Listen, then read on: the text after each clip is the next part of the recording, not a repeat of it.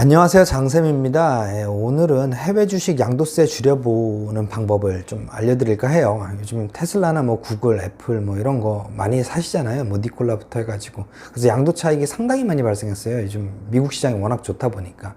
근데 이제 이 양도세 내려면 22%인데 생각보다 금액이 커요. 그래서 뭐 1억 투자했는데 뭐 4억, 5억 되신 분들이 있는데 뭐 4억에서 22% 하면 얼마인가요? 8,800만 원이잖아요.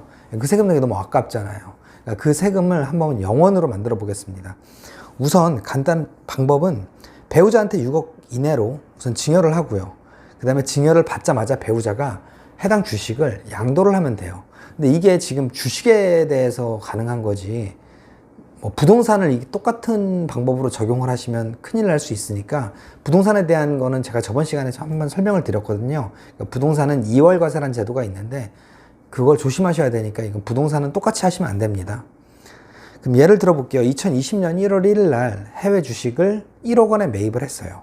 그리고 2021년 1월 1일 날 시가가 4억이 된 거예요. 그래서 이제 이거를 나 4억에 팔고 싶은데 4억에 팔다 보면 3억에 22%면은 뭐 얼마인가? 6,600만 원이잖아요.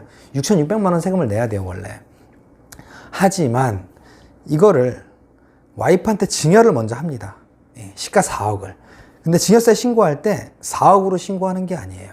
증여를 하기 위한 평가 기준은요, 계약일로부터 앞 2개월, 뒤 2개월 해가지고 전후 2개월씩 해서 총 4개월의 주가, 그러니까 종가를 평균을 매기거든요.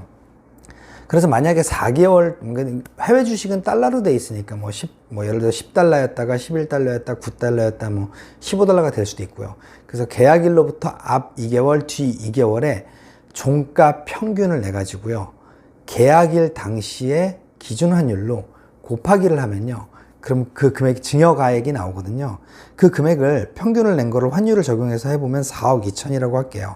그럼 배우자한테는 어차피 6억까지 증여공제가 되잖아요. 그러면 이제 6억을 다 쓸 필요는 없고 이제 4억 2천만 써가지고 과세표준은 0원이 되고 증여세는 100원도 나오지가 않습니다. 그러면은 배우자는 이거를 받자마자 다음날 바로 파는 거예요. 4억에. 4억에 팔면 배우자는 이걸 4억 2천에 받았으니까 오히려 과세 표준이 마이너스 2천만 원이 나오겠죠. 이렇게 되다 보니까 양도세가 100원도 안 나옵니다. 이 해외 주식 양도할 때 이거 아시는 분들은 아시고 모르시는 분들은 모르시는데 너무 아까워요, 이 돈. 근데 뭐 이제 이게 부작용이 전혀 없는 건 아닌데요. 웬만하면 일반적인 경우는 부작용이 없어요. 언제 부작용이 있는지 제가 좀 설명을 드릴게요.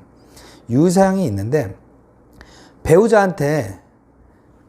양도를 했잖아요. 그러면 이제 그 양도 대금을 다시 남편 계좌로 입금을 하면 안 돼요. 그러면은 이거는 명의신탁 문제가 걸릴 수 있거든요. 그래서 내가 한번 배우자한테 증여를 했으면 그건 배우자 거예요. 그래서 이제 배우자가 그 주식을 팔면 배우자 통장에 계속 있어야지, 뭐 원래 맨 처음 증여자한테 다시 돈이 가면 안 됩니다. 명의신탁으로 해가지고 다시 당초 증여자의 취득가액으로 다시 계산할 수가 있거든요. 그러니까 그 부분 조심하셔야 되고요.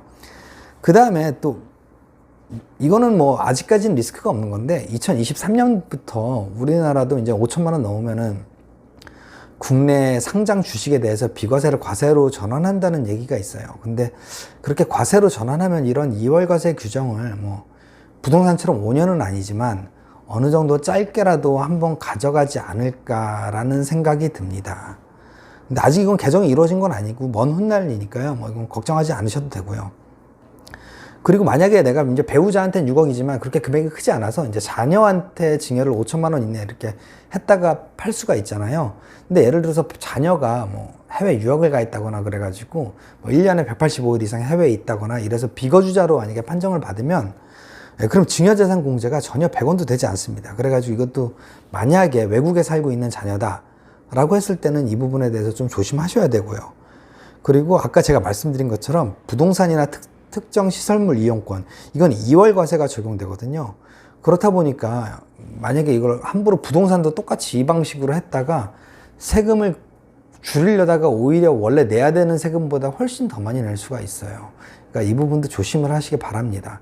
그리고 주식은 어떻게 증여하시냐면요, 이건 증권사에 직접 내방을 하셔야 돼요. 근데 그걸 해주는 데도 있고 안 해주는 데가 있거든요. 근데 뭐 미래에셋은 좀 해주는 것 같고, 뭐 어디는 또 온라인으로도 이게 가능한 것 같더라고요. 그러니까 증권사에 전화를 해보셔가지고 증여하고 싶다라고 말씀을 하신 다음에 그 부분에 대해서 증여 계약서를 쓰시고 세무서에 신고를 하시고, 그 다음에 주식 이전된 서류를 같이 제출을 하셔서 증여 신고하시고, 그 다음에 바로 다음에 양도세 신고하시면 세금을 6,600만 원을 0원으로 만들 수가 있습니다.